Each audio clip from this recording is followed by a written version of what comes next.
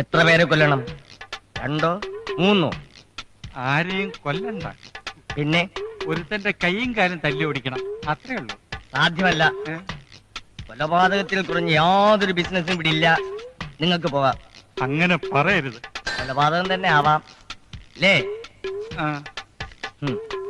അങ്ങനെ വഴിക്കുവാ. ആളിനെ കൊണ്ടുവന്നിട്ടുണ്ടോ? ആരെ? കൊല്ലേണ്ട ആളിനെ കൊണ്ടുവന്നിട്ടുണ്ടോന്ന്. ഇല്ല. ഇവിടെ അറിയോ? ആർക്കും അറിയില്ല. എന്നാ കവിത പറയൂ.